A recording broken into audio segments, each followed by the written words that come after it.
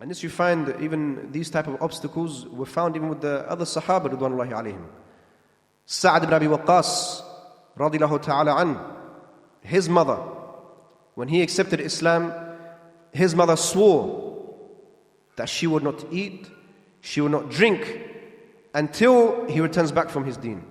And she said, زعمت أن الله وصاك بوالديك, يعني you're claiming, Ya Sa'ad, you're claiming your Lord has advised you to be good to your parents.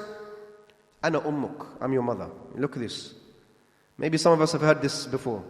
Doesn't Allah, you know, perhaps you want to go to the dars or you want to go seek knowledge abroad and you've mentioned this. Doesn't Allah tell you to listen to your parents and obey them? I'm your mother, I'm your father. What kind of deen are you following then? If you're not listening to me, then what kind of deen are you following? You're claiming you want to go seek knowledge, etc. Follow it then. This is what Allah has mentioned in the Quran. Ana ummuk, I'm your mother.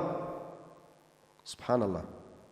She said, Ana ummuk wa ana amuruka bihada. And this is what I'm ordering you with. You have been ordered to obey your parents, I'm ordering you with this. Leave your deen. I will not eat and drink until you turn back. He says that he stayed perhaps 3 days until she fell unconscious. So she had another son. She had another son whose name was Umara. So what they did, they opened up her mouth forcefully and they put food in it and drink in it.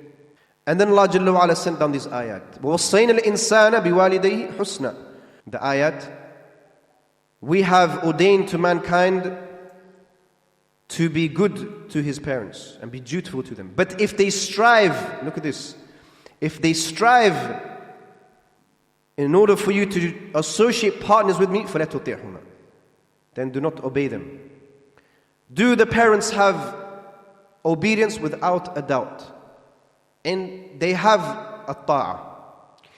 Lakin this ta'a is not mutlaqa, it is muqayyada. So obedience is of 2 types. At-ta'a al-mutlaqa wa ta'a muqayyada. There is an unrestricted obedience. This is for who? Allah and His Messenger. Sallallahu alayhi wa sallam. هذه طاعة مطلقة. This is only for Allah subhanahu wa ta'ala and His Messenger. Al-ta'a al-muqayyida, the restricted obedience, is for who? Parents. Who else? Rulers and the likes. This is what this ta'a is for. So they have a right upon you. You have to be dutiful to them. But like the Prophet sallallahu alaihi wasallam said, لا طاعة لمخلوق في معصية الخالق. There is no obedience to the creation over the disobedience of the Creator, as difficult as it may be. As difficult as it may be. But billati hi ahsan, you told him in the best of manners. So this is something that even the other Sahaba ridwanullahi alayhim, they endured. But rarely you'd actually find it the other way around. Majority of the time it is the children who have to face this obstacle and this hurdle, that they begin to start practicing. Allah Jalla wa Ala has opened their heart to the light of guidance, whether it be from the hijab, the niqab, whether it be from the beard and the thawb. And then the parents, what's this? You're becoming too extreme.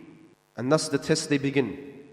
But rarely you'd find it the other way around, where the father or the mother, Allah Jalla wa Ala opens their heart to the guidance of Iman, and there is their son or the daughter. And now they're trying to advise them to come.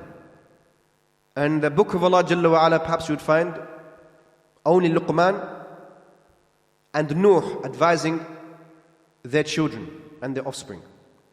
The difference between the two is that Nuh's son, he decided to choose kufr over the submission of Allah Jalla wa Ala. And Luqman, he was advising his son, just mere advice.